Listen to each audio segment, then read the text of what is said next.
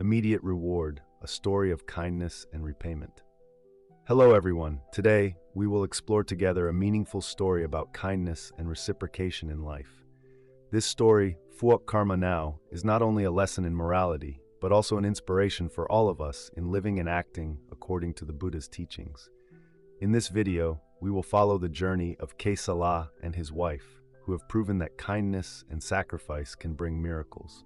Through their story, we will gain a better understanding of the concept of instant rewards and how it affects our lives. Let's listen and reflect on this story.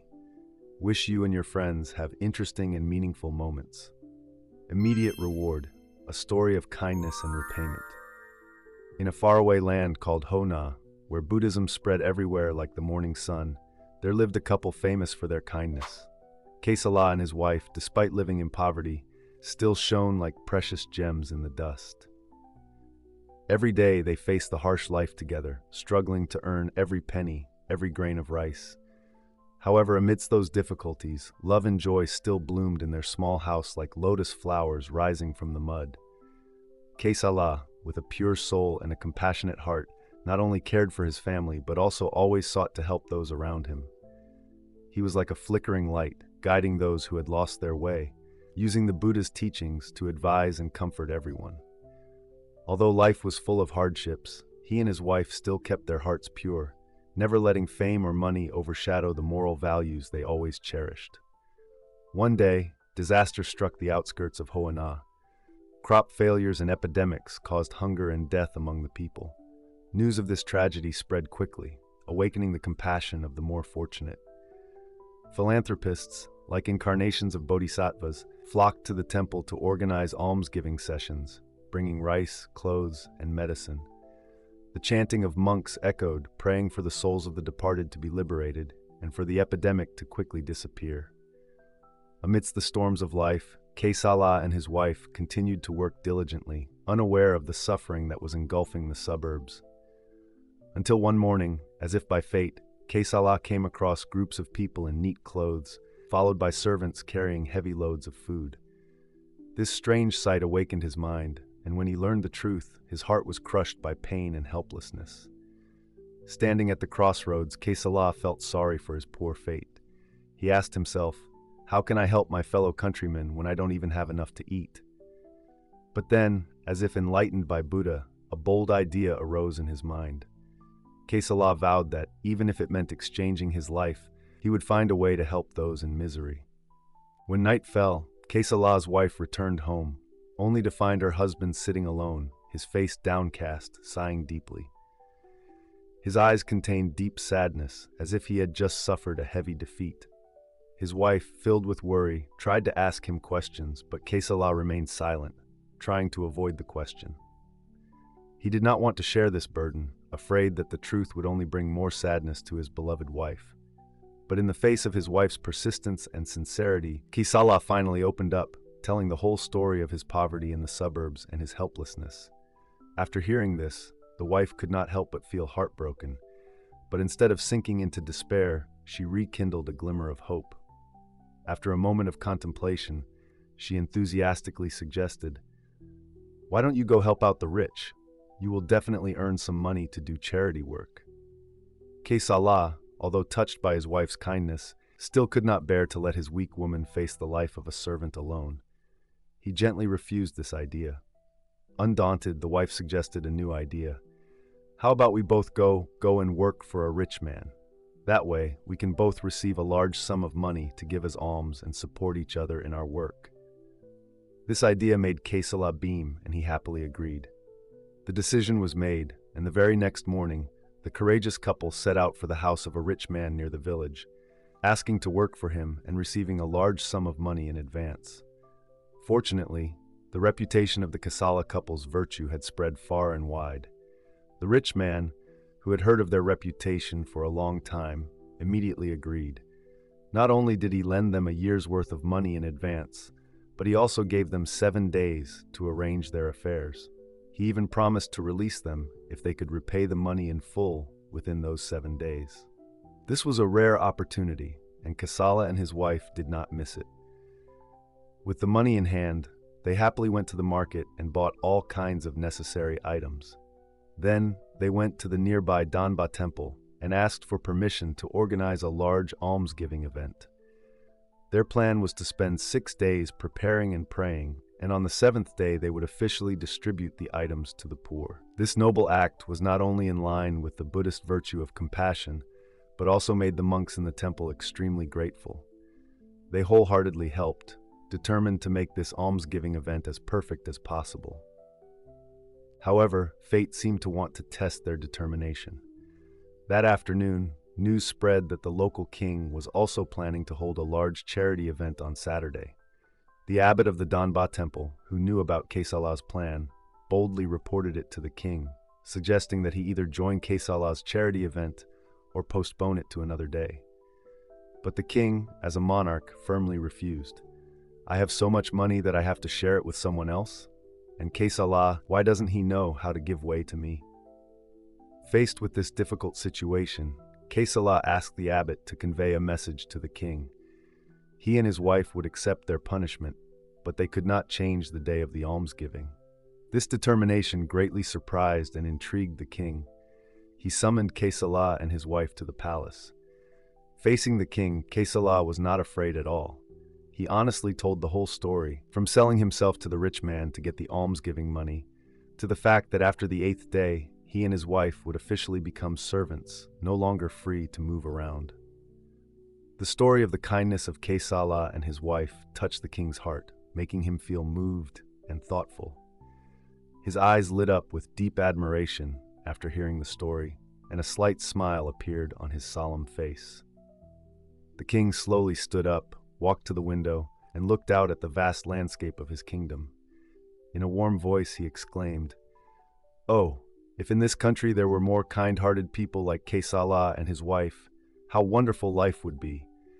The greedy and selfish people would have no place to live, and those unfortunate lives would no longer have to wander around, lacking food and clothing." After a moment of contemplation, the king turned around, clapped his hands, and immediately court officials appeared. The king ordered, "Bring out gold and silver. I wish to reward this example." Then, with a generous gesture, he announced, "From today on, Kesala and his wife will enjoy lifelong rights in 10 villages. This is a worthy reward for their noble hearts." The king approached the couple, his eyes shining with pride and respect. In a warm voice he said, "You have proven that instantaneous blessing is not just an abstract concept. It is present in your noble actions. Therefore, I will let you hold the almsgiving ceremony on the 7th day. Fulfill your noble wish, and let the whole kingdom witness your kindness." Kesala and his wife knelt down, tears welling up in their eyes. They bowed their heads, their hearts filled with gratitude. "Your Majesty, we have nothing more to say than our deepest gratitude. This is truly a great favor that we never dared to dream of." Then, as if remembering something, they looked up at each other and smiled. At that moment, they both thought of the Buddha's teachings on compassion and the way of living a religious life. It was by following those teachings that they had arrived today, meeting a benevolent king, and having the opportunity to change their lives from poverty to prosperity, from obscurity to being admired by the whole country. The story of Kesala and his wife and the king's reward is not only a testament to the saying, "Blessings are rewarded in the present," but also contains many profound lessons about Buddhism. Let's draw 3 valuable lessons from this story. 1. Compassion and generosity. The first and most important lesson we can learn from this story is the value of compassion and generosity. Kesala and his wife, despite their poverty, were willing to sacrifice their freedom in order to make a great gift. This action reflects the spirit of the Buddha's teachings on cultivating compassion and practicing generosity. In Buddhist teachings, dana is one of the 6 paramitas and is considered the foundation for spiritual growth. Dana is not simply giving material things, but also includes giving love, understanding, and even self-sacrifice. Kesala and his wife demonstrated this to the fullest when they were willing to trade their freedom in order to help others. This lesson reminds us that in life, giving not only benefits the receiver, but also helps the giver develop compassion, reducing greed and attachment.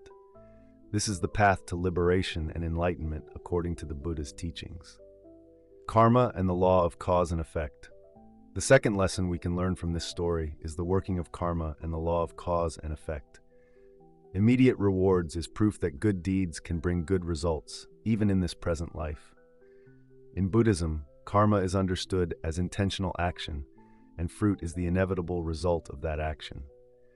The story of Kasala and his wife shows that when we sow good causes, in this case compassion and generosity, we will reap good results, reward and recognition from the king. However, it is important to note that Kasala and his wife did not expect any reward when they decided to give alms. They acted with a pure mind, without any selfish motive.